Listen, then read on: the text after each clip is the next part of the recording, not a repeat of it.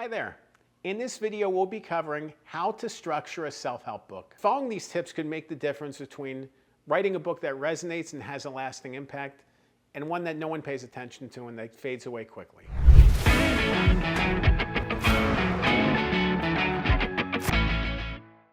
By the end of this video, you will learn the importance of understanding the reader's problem, the need to keep your message as simple as possible, and how to orient each step toward the solution. And stay tuned until the end of the video for a free opportunity. Let's dive in. When structuring a self-help book, it really should focus on the reader's problem and helping to solve it for them.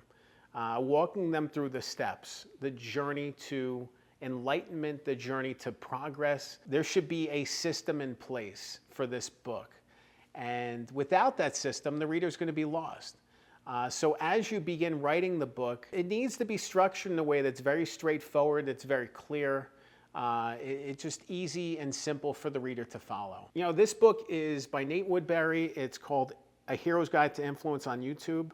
I helped Nate put this together. He did a great job on it. And it's all about his system for YouTube success. And it's a process. It's a process that you can follow step by step by step.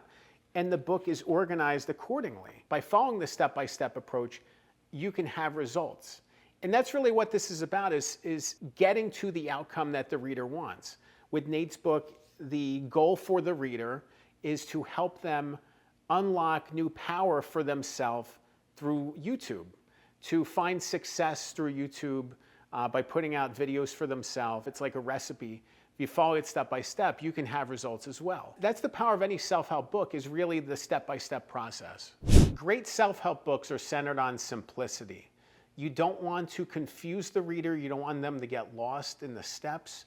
You want it to be a clear process from beginning to end. You think about cooking in the kitchen, baking a cake or something like that, following a recipe guide. You don't want it to be so overly difficult that you get lost in the steps. You want to keep being able to move forward with simplicity, with guidance, with clarity, and you just understand, okay, you do this step, then you do this step, then you do this step, and eventually here's the outcome that you were seeking. You know, that's the power of a great self-help book, is simple, simple, simple, simple. Through that process, every single step needs to orient toward the solution, which really helps to streamline the book.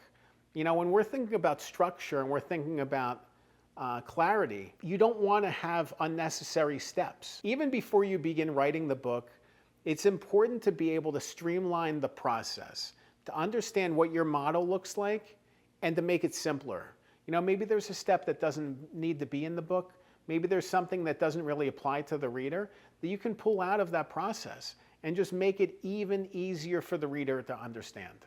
Once you understand the simplicity and you have a model in place, you need to be able to figure out what the payoff is for the reader.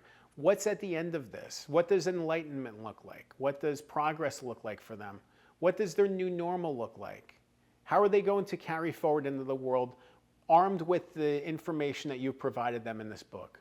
You really need to be able to map out what the beginning of the book looks like, what the end of the book looks like, take a step-by-step process to get there, and fulfill the promises that you've laid out in the beginning of the book with the clarity and closure at the end of the book that they can carry forward into the world.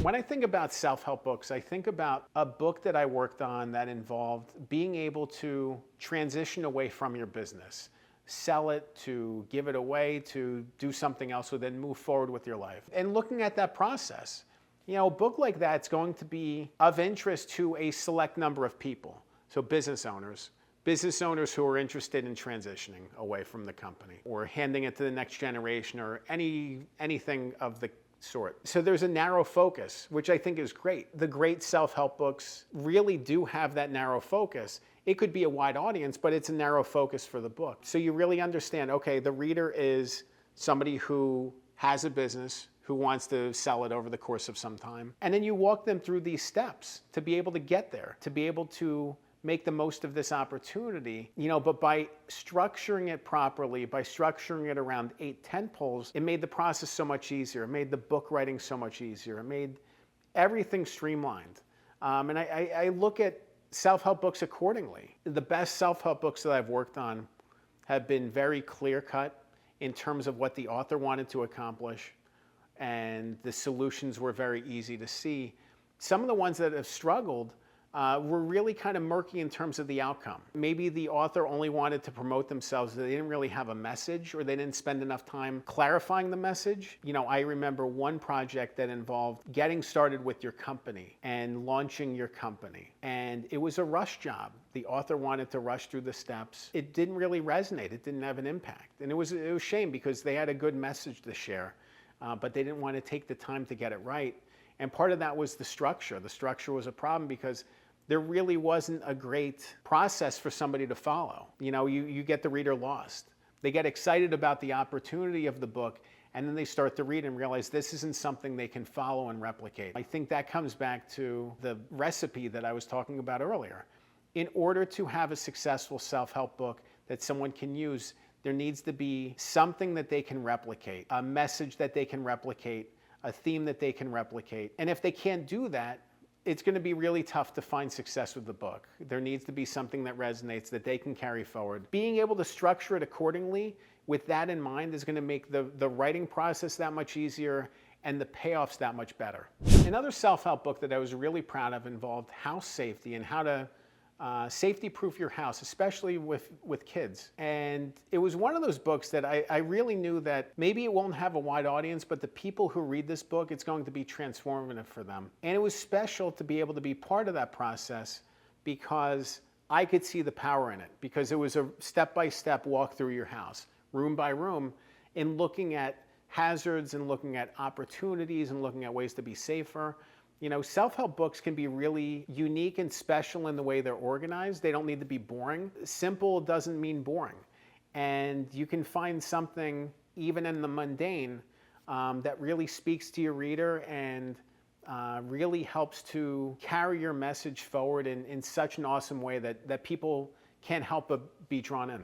All right, now that you've learned all about how to structure a self-help book, I wanted to offer a free opportunity for you. After Nate Woodbury and I worked on his book together, we actually recorded a course all about it. We talked about the ups and downs, the struggles, bringing it all together, and what it meant to write this book. The course is called Good Book Blueprint. Just head to goodbookblueprint.com. You can click the link below and just really learn and understand better what the writing process looks like, and hopefully answer or address any questions you have, because I know how tough this can be. I know it's confusing, but I know it's also just awesome. It's an awesome process to be able to write a book and share it with the world.